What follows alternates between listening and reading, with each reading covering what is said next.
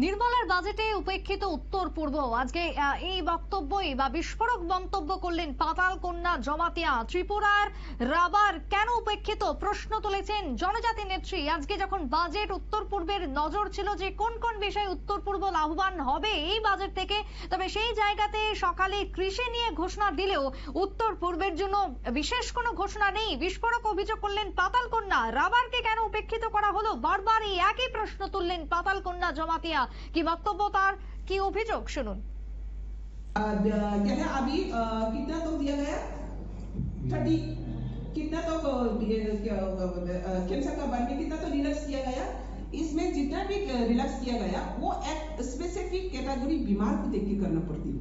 जैसे कि राज्य भी अगर स्पेसिफिक कोई राज्य अनडेवलप हो रहा है, पीछे पड़ रही है, तो इसको भी हम लोग आगे बढ़ने के लिए स्पेसिफिक इनके लिए क्या है प्लानिंग करना पड़ती है। लेकिन त्रिपुरा क्या सबसे इंडिया का पीछे पड़ा स्टेट 20 साल हम इंडिया सब स्टेट का साथ भी 20 साल पीछे है। इसको आगे बढ़ने के लिए और 20 कदम दूसरा से भी और भी एडवांस होना चाहिए था। तो ये सब हम लोग का फाइनेंस प्लानिंग में बजट में इंक्लूड होना चाहिए। तो ये सब अभी 16 फाइनेंस कमीशन कमिटी मीटिंग हो रहा है, क्या मीटिंग हो रहा है, क्या डिस्कस जाएगा, कब जाएगा, कहाँ इंक्लूड होगा, वो बहुत दूर का बात है। लेकिन दिल्ली में बैठकर ऑलरेडी दिल्ली डिक्लेयर कर लिया बजट सेशन। तो ये सब हम लोग का बहुत सेंसिटिवली त्रिपुरा के लिए जो बजट डिक्लेयर किया गया है इसको त्रिपुरा में लागू करने के लिए हमको इनिशिएटिव लेना चाहिए, नंबर 1। और পাতালকন্যা জমাতিয়ার বক্তব্য আপনারা শুনলেন। টেলিফোন লাইনে রয়েছেন প্রতিনিধি সম্রাট চৌধুরী। সম্রাট দা, আজকে এই যে পাতালকন্যা জমাতিয়া বিস্ফোরক, তিনি বাজেটকে ঘিরে কি কি আক্ষেপ তিনি করেছেন?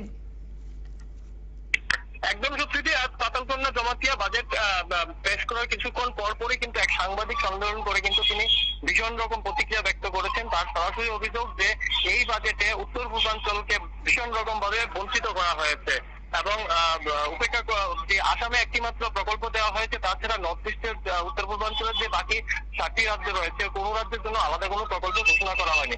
তিনি বিশেষ করে উল্লেখ করেছেন ত্রিপুরার ক্ষেত্রে এবং তুলনা করেছেন যেখানে তুলা নিয়ে বাজেটে প্রকল্প ঘোষণা করা হয়েছে, সেখানে ত্রিপুরার মতো রাজ্যে যেখানে আমরা দ্বিতীয় রাবার উৎপাদক রাজ্য, সেখানে রাবার প্রসঙ্গে কিন্তু একটিও কোনো ধরনের প্রকল্প কিন্তু ঘোষণা করেনি।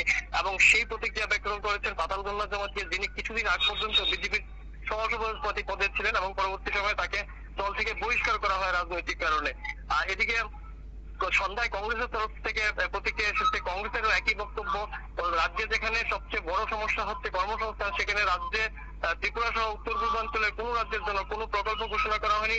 আসামে একটি সার কারখানার প্রকল্প ঘোষণা করা হয়েছে, সেটি দীর্ঘদিনে আসামের দাবি ছিল, শেষ পর্যন্ত সেটি পূরণ হয়েছে, কিন্তু এছাড়া উত্তর পূর্বাঞ্চলের কোন রাজ্যের জন্য কিন্তু বিশেষ কোনো প্রকল্প ঘোষণা করা হয়নি।